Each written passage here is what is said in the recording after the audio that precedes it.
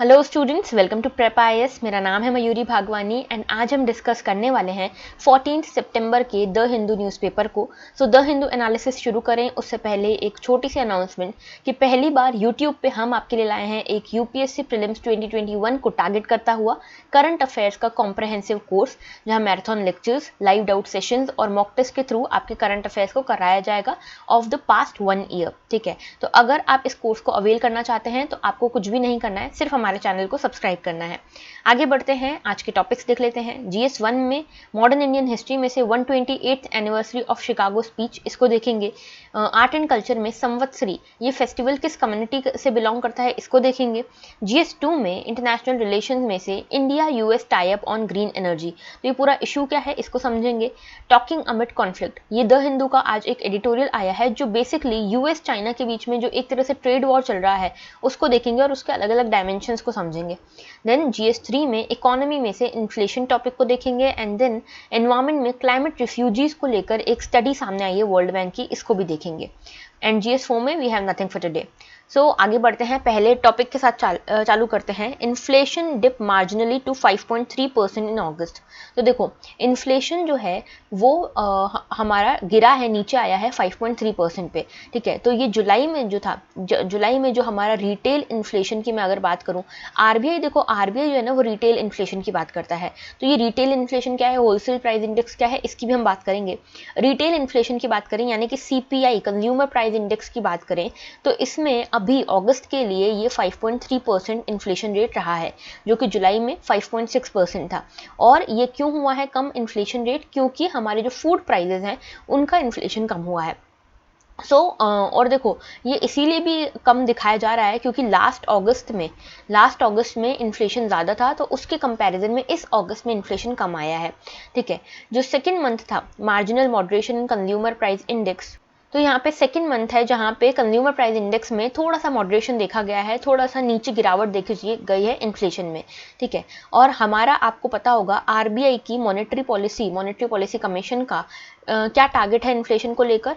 ये टारगेट है इन्फ्लेशन को लेकर 4% ±2%, यानी कि 2% से लेके 6% तक अगर इन्फ्लेशन रहे तो ये हमारे टारगेटेड रेट में है, और 5.3% is well under the target. Okay, so RBI जो है यहाँ पे अकोमोडेटिव पॉलिसी रखने वाली है।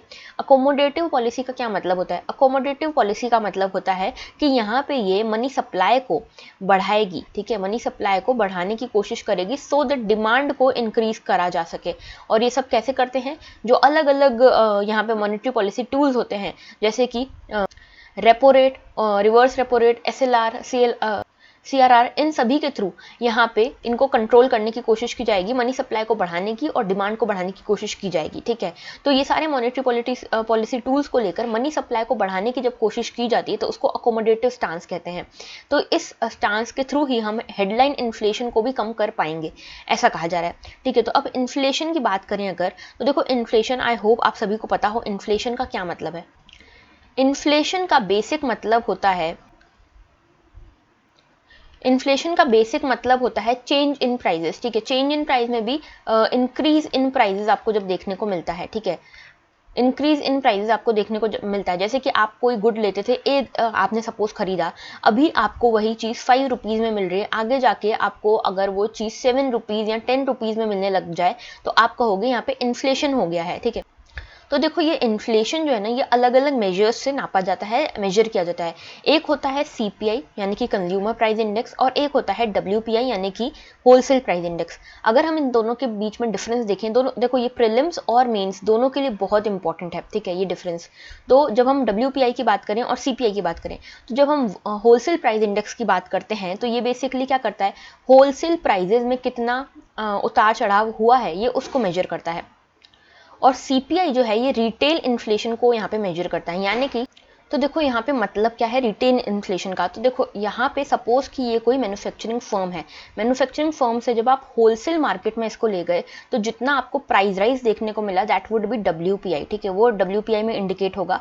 और जब यहाँ से होलसेल प्राइस इंडेक्स के बाद जब आप यहाँ पे छोटी छोटी दुकानों से कंज्यूमर्स तक सामान पहुंचाएंगे, तो जब जो कंज्यूमर यहाँ पे इन्फ्लेशन फेस करेगा उसको आप सीपीआई कहोगे। ठीक है, बेसिकली इसका मतलब ये है। तो यहाँ पे देखो, यहाँ पे मेनली इस वाले में देखो WPI में, तो इसका बेस ईयर क्या है 2011-12 is the base year of WPI, जबकि CPI का बेस ईयर 2012 है।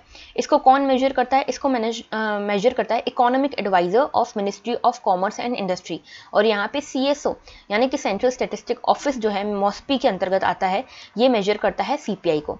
अब यहाँ पे यूज़ क्यों होता है ये देखो, यहाँ पे ये यूज़ होता है, WPI जो है वो एज अ डिफ्लेटर यूज़ होता है। डिफ्लेटर यानी कि ये देखने के लिए कि नॉमिनल GDP और रियल GDP में क्या डिफरेंस है, ये देखने के लिए हमको काम आता है WPI। और यहाँ पे ये बेसिकली कोर इन्फ्लेशन WPI जो है, देखो मैं आपको एक और चीज़ बता देती हूँ, हेडलाइन इन्फ्लेशन और कोर इन्फ्लेशन में क्या डिफरेंस है। आगे बढ़ने से पहले ये समझ लो, हेडलाइन इन्फ्लेशन सभी चीज़ों को इंक्लूड करता है इन्फ्लेशन रेट को मेजर करने के लिए, लेकिन कोर इन्फ्लेशन उन चीज़ों को एक्सक्लूड कर देता है जो कि वॉलेटाइल है। ठीक है, वॉलेटाइल प्राइस जिनके होते हैं, जैसे कि फूड का, ठीक है, फ्यूल का, जो बार बार बदलते रहते हैं, ऐसे प्राइजेस को ये एक्सक्लूड कर देता है। तो हेडलाइन इन्फ्लेशन सभी को इंक्लूड करता है, कोर इन्फ्लेशन जो है ये फूड फ्यूल जैसी जो वॉलेटाइल चीज़ें हैं इनको एक्सक्लूड कर देता है। तो यहाँ पे कोर इन्फ्लेशन WPI यहाँ पे मेजर किया जाता है, और यहाँ पे वॉलेटाइल कमोडिटीज को हटा दिया जाता है। ठीक है, और यहाँ पे सर्विसेज इंक्लूडेड नहीं है, डू नॉट इंक्लूड सर्विसेज, ये याद रखना। ठीक है, this is very important. CPI की बात करें तो CPI RBI यूज़ करता है इन्फ्लेशन को टारगेट करने के लिए। तो जो अभी हम बात कर रहे थे ना कि 2 to 6% हमको इन्फ्लेशन रेट को रखना है, ये टारगेट किया है RBI की मॉनेटरी पॉलिसी कमीशन ने, तो ये हम बात कर रहे थे CPI इन्फ्लेशन की। ठीक है, तो यहाँ पे इसको इन्फ्लेशन को टारगेट करने के लिए CPI यूज़ किया जाता है। अब यहाँ पे हेडलाइन इन्फ्लेशन और कोर इन्फ्लेशन के बारे में आपको मैं ऑलरेडी बता चुकी हूँ। ठीक है, और ये सर्विसेज को इंक्लूड करता है। ठीक है, अब यहाँ पे ये चीज़ याद रखना कि जो मेजरमेंट होता है दोनों में ही, ये पॉइंट टू पॉइंट बेसिस पे होता है। यानी कि अगर मैं इस महीने के अगस्त की बात करी थी, अगस्त 2021 के इन्फ्लेशन रेट की मैं बात कर रही थी, तो इसको मैंने कैसे निकाला, अगस्त 2020 से कंपेयर करके। ठीक है, तो इसके रिस्पेक्ट में 5.3% इन्फ्लेशन रेट रहा है। ठीक है, तो ये याद रखना है आपको। ठीक है, और एक चीज़ ये कि RBI अभी किसको यूज़ कर रहा है फॉर टारगेटिंग इन्फ्लेशन, CPI को यूज़ कर रहा है। आगे बढ़ते हैं। India US to tie up on green energy, तो ग्रीन एनर्जी के ऊपर इंडिया और US अब टाई अप करने वाले हैं। तो देखो, US ने इंडिया को कहा है कि हम आपकी हेल्प करेंगे 450 गीगावाट ऑफ रिन्यूएबल एनर्जीज को इंस्टॉल करने के लिए, और यहाँ पे हम कैसे करेंगे, this will be done through finance, technology और अदर एलिमेंट्स। तो इसमें इन सारी सेक्टर्स में US जो है वो इंडिया की हेल्प करने वाला है। अभी देखें तो 476 गीगावाट हमारे यहाँ इंस्टॉल्ड एनर्जी कैपेसिटी है, दोनों मिला के, रिन्यूएबल और नॉन रिन्यूएबल, और हम इसको कोशिश कर रहे हैं 817 गीगावाट करने की बाय 2030। तो इंडिया एक बहुत बड़ा एनर्जी मार्केट देखा जा रहा है, एज एन एनर्जी मार्केट देखा जा रहा है, और इंडिया लगभग 4th लार्जेस्ट एनर्जी कंज्यूमर भी है पूरे वर्ल्ड में। ठीक है, तो इसीलिए भी एनर्जी मार्केट की तरह देखा जा रहा है, इसलिए US अब चाहता है इंडिया में इन्वेस्ट करना इन द एनर्जी सेक्टर। ठीक है, और यहाँ पे जो हमारे एम्बिशंस हैं रिगार्डिंग पेरिस एग्रीमेंट, ये भी हमारे पूरे हो जाएंगे if we take the help of US। तो ये क्या है, इसको डिस्कस करते हैं। पहले ये देख लो कि 2030 तक हमारा जो एजेंडा था US के साथ, इंडिया का जो एजेंडा था 2030 पार्टनरशिप थी, उसको हमने मेजरली क्लाइमेट चेंज के ऊपर, यहाँ पे क्लाइमेट चेंज को वो प्रिवेंट करने के लिए, क्लाइमेट चेंज को कर्ब करने के लिए रखा था। तो जो हमारा लीडर समिट ऑन क्लाइमेट पे हम मिले थे, इंडिया और US मिले, तो यहाँ पे 2030 के लिए एक एजेंडा बनाया गया सो दैट हम क्लाइमेट चेंज को रोक सकें। ठीक है, अब देखो पहले हम डिस्कस कर लेते हैं कि हमारे क्या टारगेट्स हैं। तो पेरिस एग्रीमेंट के बारे में आप सभी को पता होगा, COP21 कॉन्फ्रेंस ऑफ पार्टी 21 जो UNFCCC के अंतर्गत हुई थी, ये कॉन्फ्रेंस ऑफ पार्टी 21 में पेरिस एग्रीमेंट साइन किया गया, और इसमें हर कंट्री ने अपने लिए कुछ नेशनली डिटरमाइंड कॉन्ट्रीब्यूशन सेट किए, जो वॉलंटरी टारगेट्स थे हर कंट्री के, जिसमें इंडिया ने अपने लिए India's nationally determined contribution set किए। ठीक है, इसमें कुछ टारगेट्स इंडिया ने सेट किए कि 2030 तक हमको 33 to 35% एमिशन जो है, कार्बन एमिशन इंटेंसिटी, इसको कम करना है। देन हमको टोटल रिन्यूएबल एनर्जी कैपेसिटी को बढ़ाना है टिल 175 गीगावाट बाय 2022। तो 2022 तक हमको 175 गीगावाट की रिन्यूएबल एनर्जी कैपेसिटी को जनरेट करना है अपने देश में। देन 40% हमारा जो भी पावर्स आएंगी वो नॉन फॉसिल सोर्सेज से आएंगी, ये हमको डिसाइड करना है, टारगेट करना है। देन हमारा जो कार्बन डाइऑक्साइड का सिंक है, इसको हम बढ़ाएंगे by increasing the forest cover. ठीक है, उसके अलावा यहाँ पे हम हायर इन्वेस्टमेंट करेंगे in health, agriculture and water sector. इसके अलावा हम इन NDCs को मीट करने के लिए लगभग $2.5 ट्रिलियन का कॉस्ट को यहाँ पे मीट करने की कोशिश करेंगे बाय 2030। तो इतना इन्वेस्टमेंट के थ्रू या फिर गवर्नमेंट स्पेंडिंग के थ्रू इतना हम यहाँ पे इन्वेस्ट करेंगे ऑफ 2.5 ट्रिलियन डॉलर्स, ठीक है। तो इतना हम यहाँ पे इन्वेस्ट करेंगे to meet these INDC targets, okay. तो ये हमारे टारगेट्स थे, इनको ही पूरा करने के लिए हम यहाँ पे यूएस की हेल्प ले रहे हैं to meet the green energy targets, okay. अब यहाँ पे 3 पिलर्स की बात की गई है। पहली पिलर है क्लाइमेट एक्शन पिलर, ठीक है, क्लाइमेट एक्शन पिलर। इस पिलर में क्या किया जाएगा, इस पिलर में बेसिकली देखा जाएगा कि क्या क्या जॉइंट प्रपोजल्स हम कर सकते हैं जहाँ पे हम एमिशंस को कम कर सकें। सेकेंड पिलर जो रहेगी वो basically transportation, building and industry, in 3 sector में किस तरह से हम एनर्जीज को जनरेट कर सकते हैं, रिन्यूएबल एनर्जी को जनरेट करके इसमें यूज कर सकते हैं इन सेक्टर्स में, ये रहेगी सेकंड पिलर। और थर्ड पिलर रहेगी हमारी रिगार्डिंग द फाइनेंस, ठीक है।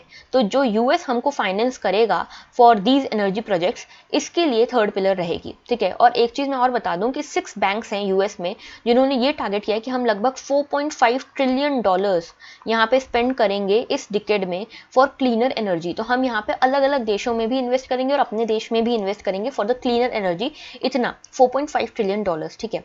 तो ये आपको पता होना चाहिए। आगे बात करते हैं नेक्स्ट इशू की, टॉकिंग अमिड कॉन्फ्लिक्ट। तो आप सभी को पता होगा यूएस और चाइना का ट्रेड वॉर के बारे में, ठीक है। तो यूएस और चाइना के ट्रेड वॉर के बारे में आपको पता होगा। देखो, इस एडिटोरियल में बेसिकली बताया गया है कि किस तरह से कुछ कंट्रीज जो होती हैं वो कॉन्फ्लिक्ट में भी कोऑपरेशन करती हैं, जैसे कि इंडिया की बात की गई है इसमें, ठीक है। इंडिया चाइना के साथ कोऑपरेट कर रहा है in spite of the conflict, ठीक है। और चाइना एक्सपेक्ट भी करता है इंडिया से कि इंडिया कॉन्फ्लिक्ट के टाइम पे भी चाइना के साथ कोऑपरेट करे इन टर्म्स ऑफ ट्रेड, ठीक है। लेकिन चाइना वही चीज जब उसकी बारी आती है तो वो यूएस के साथ ऐसा नहीं करता। ये सारी चीजें यहाँ पे इवेल्युएट की गई हैं। तो यहाँ पे बेसिकली बात करें यूएस और चाइना के रिलेशंस की, तो यहाँ पे हमको पता है कि यहाँ पे ट्रेड वॉर चल रही है, काफी ज्यादा ट्रेड वॉर चल रही है और एक तरह से फ्री फॉल देखा जा रहा है इनके रिलेशंस के बीच में, ठीक है। काफी ज्यादा नीचे गिर रहे हैं इनके रिलेशन। अब कई सारी चीजें हैं यहाँ पे, जैसे कि टैरिफ्स। सबसे पहले अगर आप देखो, जब ट्रंप एडमिनिस्ट्रेशन थी तो यहाँ पे बहुत ज़्यादा रिटेलिएटरी मेजर्स लगाते थे दोनों कंट्रीज एक दूसरे के ऊपर, जैसे लगभग 25% टैरिफ लगा दिया था दोनों कंट्रीज ने एक दूसरे के गुड्स के ऊपर। इसके अलावा यहाँ पे वीज़ा रिस्ट्रिक्शंस रख दिए थे, ठीक है, कि जो चाइना के ऑफिशियल्स हैं वो यहाँ पे यूएस में नहीं आ सकते, ऐसी तरह के।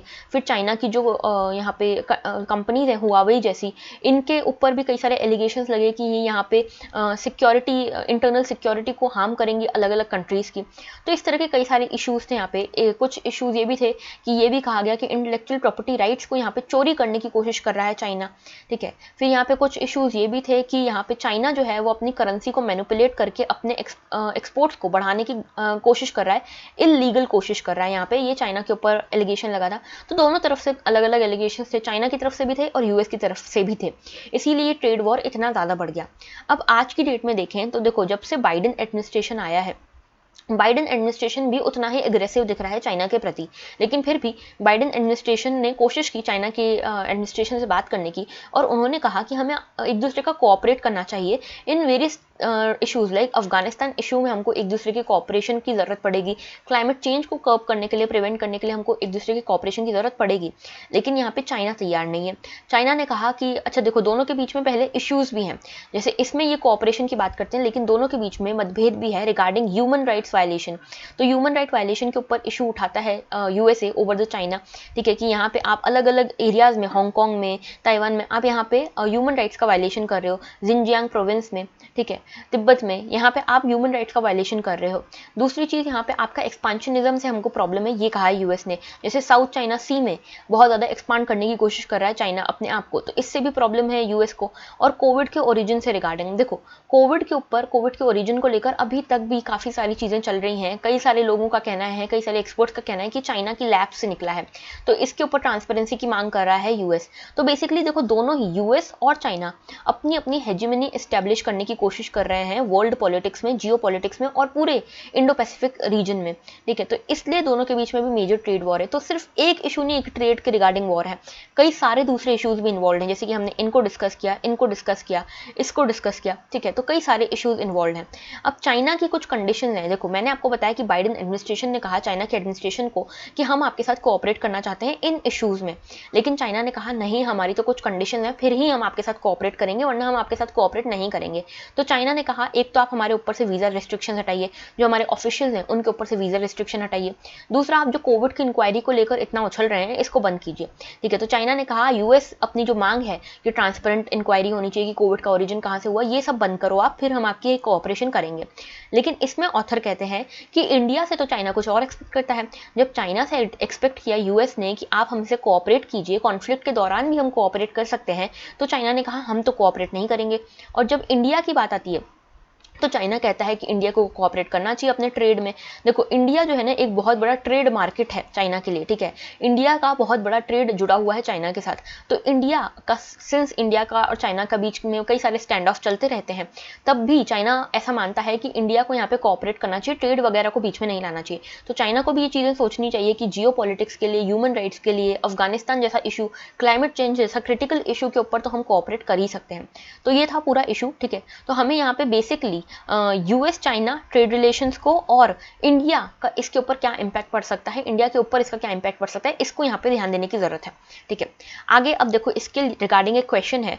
उससे पहले ये मैप देखो, यह है चाइना और ये है यहाँ पे यूएस। तो यहाँ पे बीच में दोनों को पैसिफिक ओशन जोड़ता है। ठीक है, तो ज्योग्राफिकली भी यहाँ पे आपको इसकी लोकेशन पता होनी चाहिए।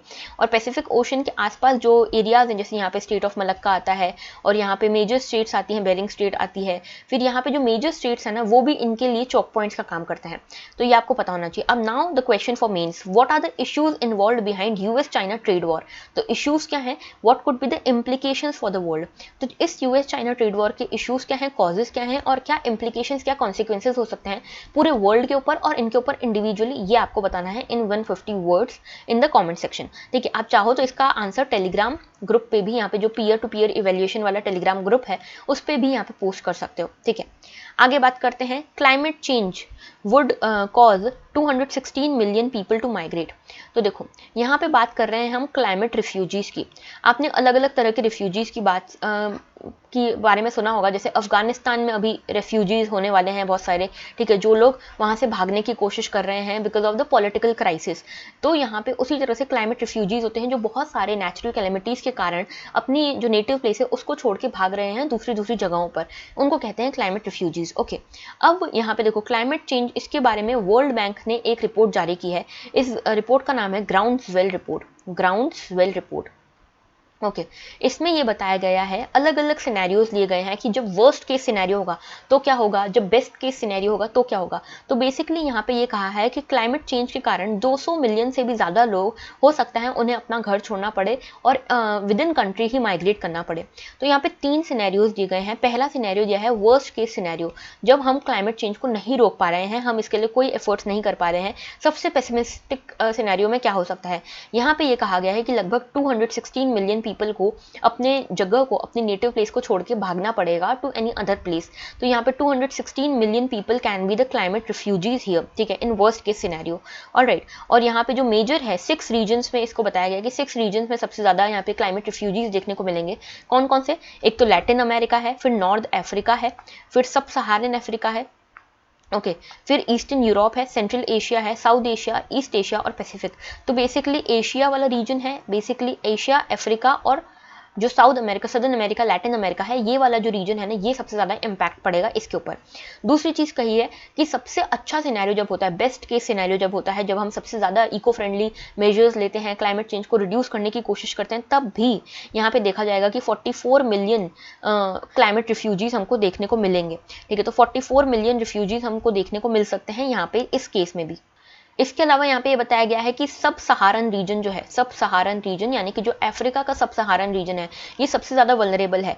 क्यों, क्योंकि यहाँ पे डेजर्टिफिकेशन हो रहा है। ठीक है, यहाँ पे फ्रेजाइल इकोसिस्टम है, इसके बाद कोस्ट लाइन यहाँ पे फ्रेजाइल है काफ़ी ज़्यादा, उसके बाद पॉपुलेशन का ज़्यादा डिपेंडेंस है एग्रीकल्चर के ऊपर। तो इन सब कारण के कारण यहाँ पे ऐसा हो सकता है, इन सब कॉजेज़ के कारण 86 मिलियन लोग यहाँ पे, माना जा रहा है कि 86 मिलियन लोगों को यहाँ पे माइग्रेट करना पड़ेगा, क्लाइमेट रिफ्यूजीज बनना पड़ेगा। देन नॉर्थ अफ्रीका भी एक वल्नरेबल सेक्शन है। ठीक है, क्योंकि यहाँ पे भी काफ़ी ज़्यादा लोग एग्रीकल्चर वगैरह पे डिपेंड करते हैं, क्लाइमेट रिफ्यूजीज हो सकते हैं यहाँ पे भी, लगभग 19 मिलियन लोग यहाँ पे क्लाइमेट रिफ्यूजीज बन सकते हैं। ठीक है, इसके अलावा यहाँ पे देखो, यहाँ पे मेजर इश्यूज क्या है नॉर्थ अफ्रीका में, यहाँ पे वाटर स्कार्सिटी का इशू है। ठीक है, वाटर स्कार्सिटी का इशू है। उसके अलावा साउथ एशिया वाला जो रीजन है, हमारा साउथ एशिया वाला रीजन, इसमें बांग्लादेश सबसे ज़्यादा वल्नरेबल है, ठीक है, क्योंकि यहाँ पे फ्लडिंग बहुत ज़्यादा होती है, क्रॉप फेलियर बहुत ज़्यादा होता है, ठीक है, तो इसके कारण भी हो सकता है कि यहाँ पे लोगों को माइग्रेट करना पड़े।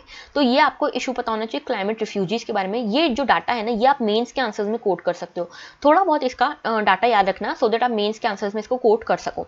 ओके, आगे बात करते हैं।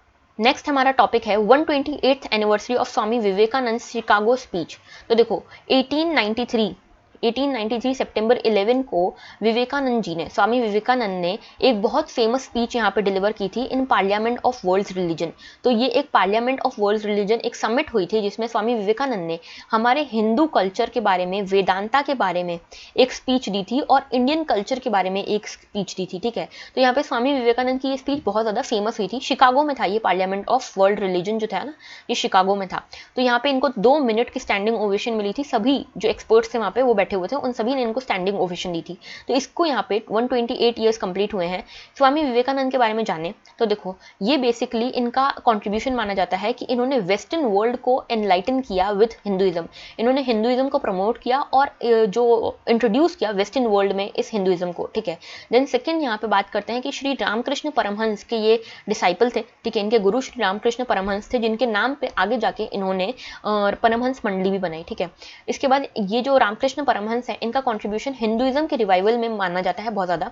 इसके अलावा नेशनल इंटीग्रेशन में स्वामी विवेकानंद ने हेल्प करी। जब शिकागो में इनकी ये स्पीच बहुत ज़्यादा फेमस हुई थी तो एक आत्मशक्ति हमने महसूस करी ड्यूरिंग आवर फ्रीडम स्ट्रगल, ठीक है। जब हमको जो ब्रिटिशर्स थे वो हमको इन्फीरियर कहते थे, हमें इन्फीरियर रेस कहते थे, तब हमको समझ आया कि नहीं, we are not the inferior race. एंड ये हमको कहाँ से समझ आया, एक ट्रिगर की तरह काम किया था इस शिकागो वाली स्पीच ने इंडियंस के लिए, इसीलिए नेशनल इंटीग्रेशन भी हो पाया।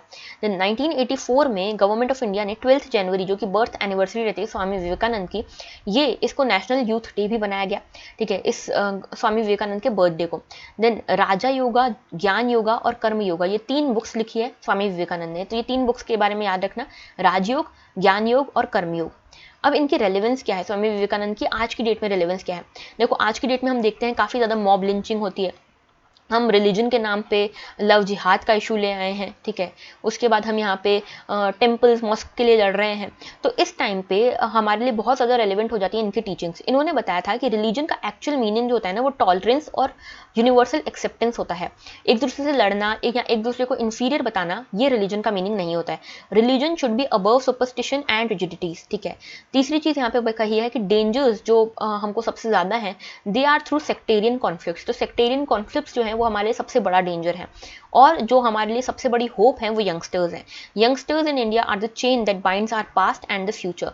तो पास्ट से फ्यूचर को कनेक्ट करने की जो लिंक है, जो कड़ी है, वो यंगस्टर्स हैं। ये कहा था स्वामी विवेकानंद ने, ठीक है। अब इनके कॉन्ट्रीब्यूशंस की थोड़ी सी बात कर लेते हैं। तो देखो ये 12 जनवरी 1863 को इनका जन्म हुआ था कोलकाता में। Narendra Nath Datta was the original name of Swami Vivekananda. तो ये याद रखना, नरेंद्र नाथ दत्त इनका ओरिजिनल नेम है। इनको मेनली इनका कॉन्ट्रीब्यूशन माना जाता है योगा और वेदांता में, वेदांता को वेस्ट में यहाँ पे प्रोपोगेट करने के लिए, प्रमोट करने के लिए। तो वेस्टर्न वर्ल्ड में योगा और वेदांता को इन्होंने प्रोपोगेट किया। इसके अलावा नेताजी सुभाष चंद्र बोस ने इनको एक नाम दिया था जिसका नाम जो था मेकर ऑफ मॉडर्न इंडिया। तो ये बहुत इंपॉर्टेंट है, प्रीलिम्स में सीधे आपसे पूछ सकते हैं मेकर ऑफ मॉडर्न इंडिया किसको कहा जाता है और किसने ये नाम दिया था। तो स्वामी विवेकानंद को कहा जाता है, नेताजी सुभाष चंद्र बोस ने ये नाम दिया था। देन महाराजा अजीत सिंह ने इनको नाम दिया था विवेकानंद, ठीक है, ये याद रखना है। 1893 में महाराजा अजीत सिंह ने इनको नाम दिया था। रामकृष्ण मिशन इन्होंने स्टार्ट किया 1897 में, ठीक है। तो रामकृष्ण मिशन, परमहंस मंडली मैंने आपको बता दिया था, ये दूसरा है, ठीक है, ये अलग है और रामकृष्ण मिशन अलग है। तो रामकृष्ण मिशन इन्होंने स्टार्ट किया था 1897 में और इन्होंने बेलूर मठ को इस्टेब्लिश किया। इसके अलावा नियो वेदांता को इन्होंने प्रोपोगेट किया था, प्रीच किया था। तो ये सारे आपको कॉन्ट्रीब्यूशंस याद होने चाहिए। लास्ट आज का हमारा जो आर्टिकल है that is about Samvatsari. Samvatsari एक फेस्टिवल है जो जैनिज्म में मनाया जाता है, जैन कम्युनिटी में मनाया जाता है। श्वेतांबर सेक्ट इसको मनाता है, ये याद रखना, श्वेतांबर सेक्ट इसको मनाता है। और बेसिकली इसको पर्यूषण पर्व भी कहा जाता है। बेसिकली इसमें क्या होता है, इसको डे ऑफ फॉरगिवनेस कहा जाता है। इसमें लोग जो हैं वो एक दूसरे से माफ़ी मांगते हैं कि अगर उनसे कुछ भी गलती हुई है, कुछ भी हर्ट किया है उन्होंने दूसरों को, तो वो उसके लिए माफ़ी मांगते हैं संवत्सरी के दौरान। तो इसको पर्यूषण पर्व भी कहते हैं और इसको डे ऑफ फॉरगिवनेस भी कहते हैं। श्वेतांबर सेक्ट ऑफ जैनिज्म ये इसको सेलिब्रेट करता है, ठीक है। अब देखो लेफ्ट ओवर टॉपिक्स हैं कुछ, ये 4 टॉपिक्स हैं, इसको आप एक बार देख लेना। इसके अंदर बहुत कुछ नहीं है। देखो, braving all odds for trek to Siachen. Siachen में ये डिसेबल्ड लोगों की पावर को दिखाता है, कितना एम्पावरमेंट हो रहा है जो हमारे यहाँ पे स्पेशली एबल्ड लोग हैं उनका। इसको आप एथिक्स में भी यूज़ कर सकते हो, इक्वालिटी के लिए, ठीक है, और करेज के लिए। दूसरा फिर तालिबान ब्रेकिंग प्रोमिसेस, तो यूएन ने ये कहा है कि तालिबान अपने प्रोमिसेस को तोड़ रहा है, पहले कुछ और प्रोमिसेस करे थे, अब कुछ और कर रहा है, ये तो हम सभी को पता ही है। नॉर्थ कोरिया ने अपनी एक लॉन्ग रेंज क्रूज मिसाइल यहाँ पे टेस्ट की है, तो ये एक बार देख लेना। और ह्यूमन राइट जो कमीशन है उसकी चीफ ने कहा है कि श्रीलंका के ऊपर हमको ध्यान देने की जरूरत है, फोकस करने की जरूरत है, यहाँ पे ह्यूमन राइट्स का वायलेशन हो रहा है। तो इन छोटे छोटे इश्यूज को आप एक बार देख लीजिएगा। अगर आपको कोई भी डाउट हो तो आप कमेंट सेक्शन में कमेंट कर सकते हैं। देन हमारे जो 10 सितंबर के कुछ क्वेश्चंस थे, पहले क्वेश्चन था परामितास को लेकर। तो परामितास का बेसिक मीनिंग होता है परफेक्शन, ठीक है। तो परफेक्शन वाली क्वालिटीज को यहाँ पे परामितास कहते हैं। तो इसका आंसर होगा perfection whose attainment led to bodhisattva path, ठीक है। देन यहाँ पे किसने कहा था, ये देखो, सबसे पहले अशोक ने कहा था कि कोई भी सेक्ट ऊपर या नीचे नहीं होता, कोई भी रिलीजन ऊपर या नीचे नहीं होता। Whosoever praises his religion, sect or blames other sect of excessive devotion with a view to glorify his own sect rather injures his own sect, ये कहा था अशोका ने, ठीक है।